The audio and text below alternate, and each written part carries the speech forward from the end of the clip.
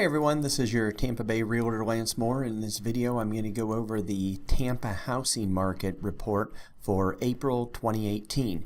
And I have to apologize, I did not do a March housing market report. I just got so busy I completely forgot.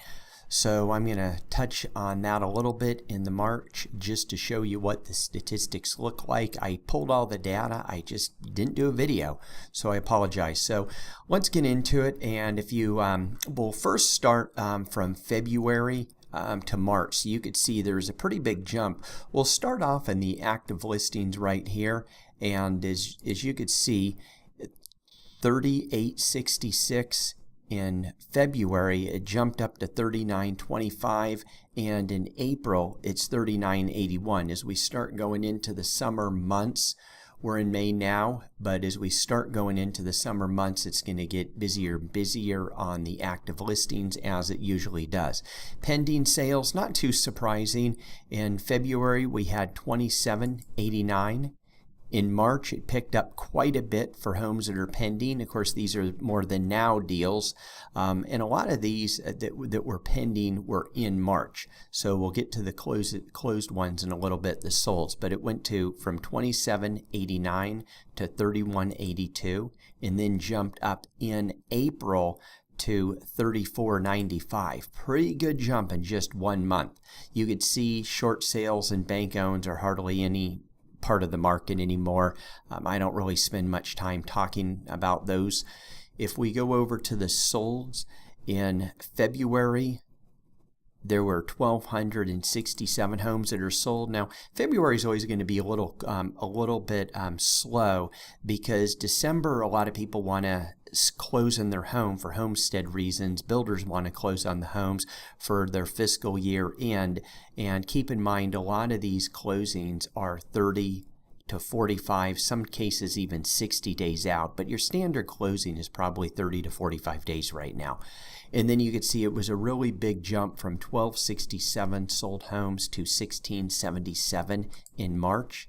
And then it went from 1677, and it just went down slightly to 1669, which isn't too surprising. March is always one of the busier months out there. So you could see the supply and demand in February went from 3.05. It dropped, which you'd expect it to do in March, to 2.34, and then it just went up slightly in the April of 2.39. So March and April very, very similar, though the pending sales in April was the big surprise. So let's go over to the individual statistics right here, and as you could see, if we break this down and we start off in the month supply and demand, you could see overall it's the 2.39. From 100 to 200,000, the inventory is extremely slow. It's at 1.18, and then you have from 200,000 to 300,000, it's at 1.97, and then from 3 to 5, it's still very low at 3.04. I just had a $600,000 home, and it ended up getting an offer on it, and somehow that buyer ended up backing out for some reason or another. We put it back on the market, and then we immediately got another cash buyer, both very, very close to full price offer. So the market is really going good out there.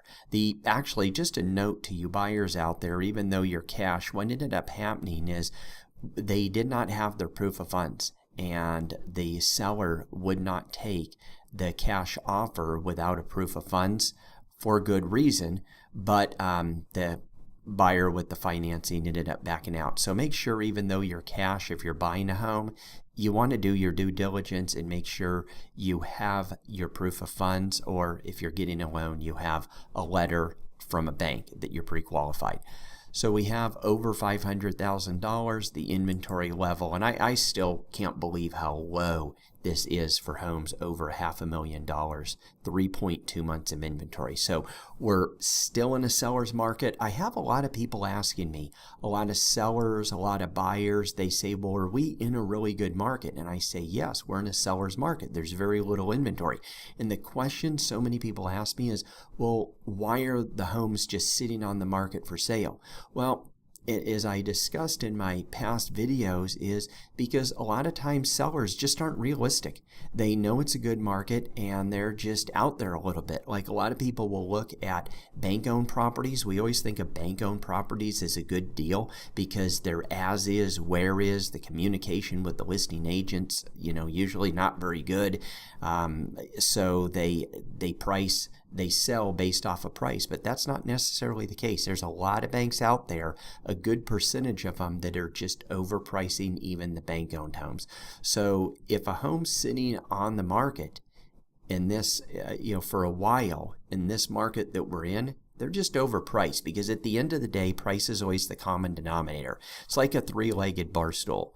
If you kick one of the legs out, it's going to fall. And the legs are price, conditioning, and marketing. So if the seller wants to go out there and hire an agent that's not going to do any marketing, and they're going to not get as high of a price, or if the home just isn't in condition to what the price is at. So keep that in mind, sellers, and keep it in mind, buyers, that we are in a seller's market.